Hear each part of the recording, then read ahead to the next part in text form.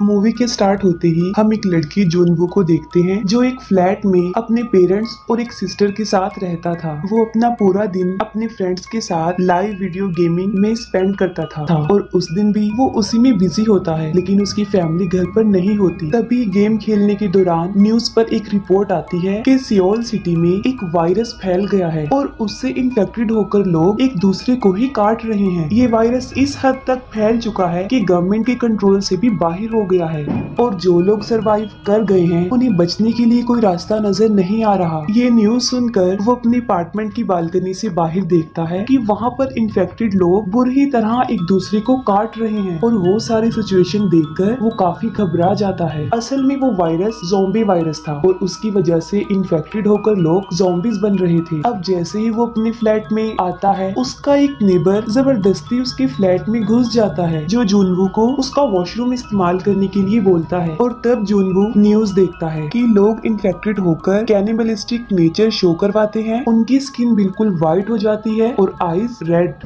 और बस इसके साथ ही उसका नेबर एक ज़ॉम्बी में कन्वर्ट हो जाता है। लेकिन फिर भी जुनवू उसे अपने फ्लैट से बाहर निकालने में कामयाब हो जाता है और फौरन वो दरवाजे को बंद कर लेता है। जुनवू को उसकी फैमिली का मैसेज भी आता है कि क्या वो ठीक है और एक मैसेज आता है स्टे अलाइव। वो एक स्टिकी नोट पर अलाइव लिखता है और उसे अपने पेरेंट्स की पिक्चर पर चिपका देता है और ये वो एज अ मोटिवेशन करता है। जुनवू खुद को फ्लैट के अंदर ही बंद कर लेता है और मेन डोर पर fridge as a barricade use करता है ताकि वो ज़ॉम्बी अंदर एंटर ना हो सके। हेल्प के लिए वो एक सेव नोट यानी स्टे अलाइव सोशल मीडिया पर अपलोड करता है ताकि कोई उसकी पोस्ट को पढ़ के उसकी हेल्प तो करे, लेकिन कोई भी उसकी मदद के लिए नहीं आता क्योंकि जहाँ पर वो रहता था वो सारा एरिया ही ज़ॉम्बीज की लपेट में आ गया था। ये सब कुछ उसने एक ड्रोन के जरिए पता लगवाया था जब उसके पास सिग्नल अवेलेबल थी। उसके मोबाइल फोन की बैटरी भी डेड हो चुकी थी। नेबरहुड में ये वायरस तेजी से फैल चुका था और सब लोग ज़ॉम्बीज बन गए थे। इन ज़ॉम्बीज की एक खास बात ये थी कि ज़ॉम्बी बनने के बावजूद भी अपनी डेली रूटीन की सारी हैबिट्स याद रखती थी, जैसे कि सुनना, देखना,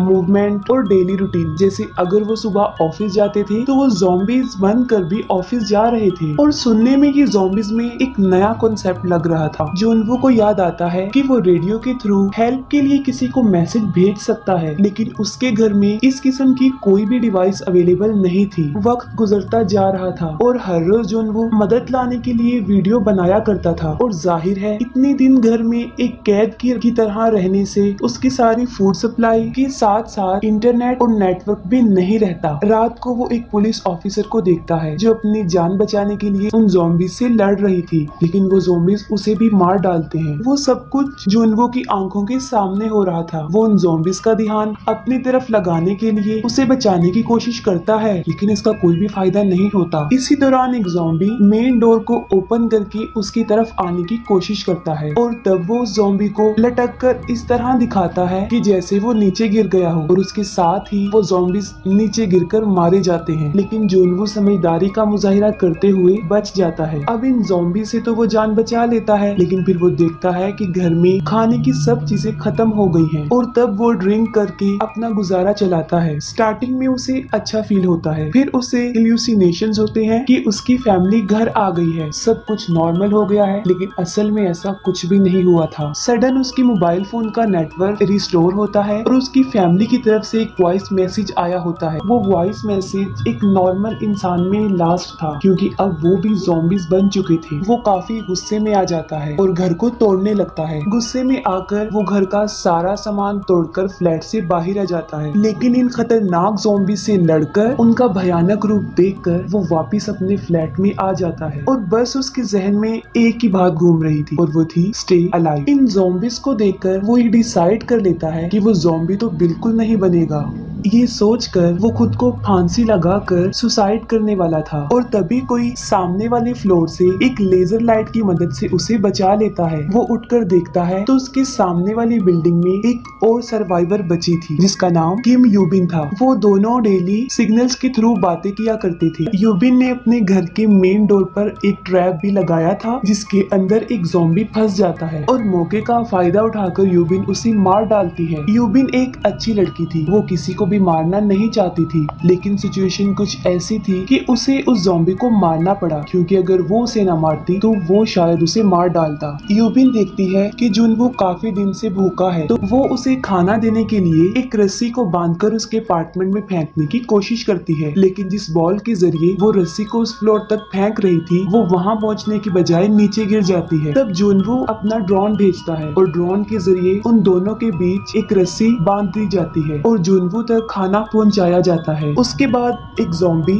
उस बॉल को देख लेता है जो अपनी रियल लाइफ में एक फायर फाइटर था और उसे रस्सी पकड़कर आसानी से ऊपर चढ़ना भी आता था क्योंकि ये ज़ॉम्बीज़ की नेचर में शामिल था कि वो अपनी किसी भी हैबिट को नहीं भूलते। वो उस बॉल को पकड़कर खींचता है जो रस्सी के सहारे यूबिन के रूम के एक टेबल से बांधी गई थी। वो टेबल अपनी जगह से मूव करता है और जोर से आकर यूबिन को लग जाता है जिसकी वजह से वो बेहोश हो जाती है और वो ज़ॉम्बीज़ रस्सी को पकड़कर ऊपर चढ़ने लगते हैं। जुनवो अपना ड्रोन उस ज़ॉम्बी की तरफ भेजकर उसकी अटेंशन को डाइवर्ट करता है और उसके फेस पर एक कट भी लगा देता है, लेकिन अब जुनवो के मेन डोर पर भी ज़ॉम्बीज़ दरवाजा तोड़ने की कोशिश कर रहे होते हैं जिससे उसका ध्यान ड्रोन के कंट्रोल से हट जाता है और वो ज़ॉम्बी उस ड्रोन को पकड़ लेता है। लेकिन इसी दौरान यूबिन होश में आ जाती है। वो उस ज़ॉम्बी का हाथ काट देती है और वो सीधा जाकर नीचे गिरकर मर जाता है। जुनवो डिसाइड करता है कि वो आसपास के फ्लैट में जाकर वहाँ पर खाना ढूंढेगा। वो एक ज़ॉम्बी के पास से चाबी लेता है और फ्लैट के अंदर चला जाता है और जिस ज़ॉम्बी से उसने की ली थी जुनवो को लगता है कि शायद वो ही फ्लैट का ऑनर है। उसको वहाँ पर खाने पीने के साथ साथ वॉकी टॉकी, एयरफोन्स और इसके साथ साथ माउंटेन हैकिंग का सामान भी उसे मिल जाता है जिससे वो सोचता है कि यहाँ पर रहने वाला आदमी काफी एडवेंचर था। फिर वो बेडरूम में जाता है और वहाँ पर एक लेडी को देखता है जो कि मर चुकी होती है, लेकिन उस फ्लैट का मालिक ज़ॉम्बी आकर जुनवो पर अटैक कर देता है, लेकिन वो किसी तरह अपनी जान बचाकर वहाँ से निकल जाता है। वो एयरफोन्स की मदद से रेडियो के थ्रू मैसेज भेजना चाहता था, लेकिन अनफॉर्चुनेटली रेडियो भी डाउन था। अब जुनवो एक वॉकी टॉकी यूबिन को भेज देता है। वो दोनों वॉकी टॉकी के जरिए काफी दिन तक एक दूसरे से बातें करते रहते हैं। यूबिन जुनवो को बताती है कि उसे हाइट से बहुत डर लगता है। यहाँ पर हमें ये रियलाइज होता है कि खाने पीने के अलावा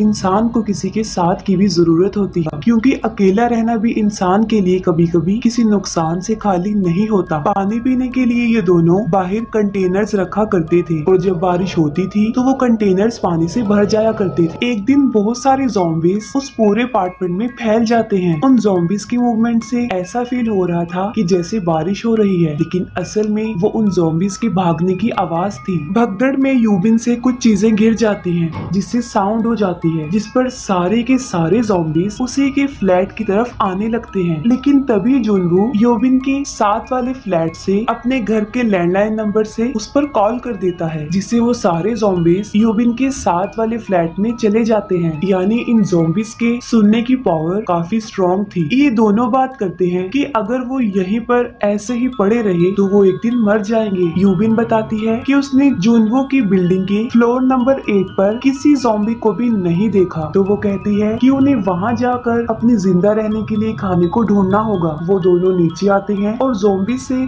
उनकी एक बड़े खतरनाक किस्म की लड़ाई छिड़ जाती है। वो किसी तरह बड़ी मुश्किल से अपनी जान बचाकर लिफ्ट में आते हैं और 8 फ्लोर पर जाते हैं, लेकिन ज़ॉम्बीज़ जो कि उनका पीछा नहीं छोड़ते वो भी वहाँ पर आ जाते हैं और तभी अननोन पर्सन वहाँ पर आता है जो उन्हें उन ज़ॉम्बीज़ से बचा लेता है। वो आदमी उन दोनों को खाना और पानी ऑफर करता है। यूबिन स्टार्ट से ही उस आदमी पर डाउटफुल थी और इसीलिए वो खाना नहीं खाती, लेकिन बाद में उसे मजबूरन खाना खाना पड़ता है। वो आदमी वाकई ही एक ठीक इंसान नहीं होता, वो उन्हें धोखा दे रहा था। उसने उन दोनों के खाने में बेहोशी की मेडिसिन मिलाई हुई थी। उन लोगों के बेहोश होने के बाद वो उन्हें बांध देता है। असल में ये आदमी अपनी ज़ॉम्बी बीवी के लिए यूबिन को एज अ फूड लेकर जा रहा था। वो यूबिन को अपनी ज़ॉम्बी वाइफ के रूम में फेंक देता है, लेकिन तभी जुनवो को होश आता है और वो उस आदमी को गन पॉइंट कर देता है, लेकिन वो फिर भी उसकी नहीं सुनता। यहाँ पर यूबिन समझदारी का मुजाहिरा करती है। वो एक कपड़े के उस आदमी की वाइफ का फेस कवर करके उसी आदमी के ऊपर छोड़ देती है और वो औरत अपने हस्बैंड को ही काट लेती है। अब यूबिन ना चाहते हुए भी उन्हें मार देती है और गोलियों की आवाज सुनकर सारे ज़ॉम्बीज़ उस फ्लैट की तरफ बढ़ पड़ते हैं और तभी यूबिन जुनवो को कहती है कि वो उसे शूट कर दे और तभी उन्हें हेलीकॉप्टर की आवाज आती है। वो दोनों ज़ॉम्बीज का काफी मुकाबला करते हुए बिल्डिंग की छत पर आ जाते हैं, लेकिन अफसोस वहाँ पर उन्हें कोई भी हेलीकॉप्टर नजर नहीं आता। वो चंद बची कुची गोलियों से उन ज़ॉम्बीज को शूट करते हैं और साथ साथ अपने लिए प्रे करते हैं कि वो बच जाएं। और तभी अचानक से वहाँ पर हेलीकॉप्टर सच में आ जाते हैं। उन ज़ॉम्बीज को शूट करते हुए दोनों को सही सलामत हेलीकॉप्टर में बिठा लिया जाता है। वहाँ से निकलते ही सिग्नल भी आ जाते हैं और उनके फ्रेंड्स के आए हुए मैसेजेस देखकर वो खुश हो जाते हैं। दोनों सर्वाइवर अपनी पिक्चर्स को नेट पर अपलोड करके अपनी लोकेशन बताते हैं। फाइनली जुनवो का स्टे अलाइव अब अलाइव बन जाता है और बस इसके साथ ही ये मूवी एंड हो जाती है।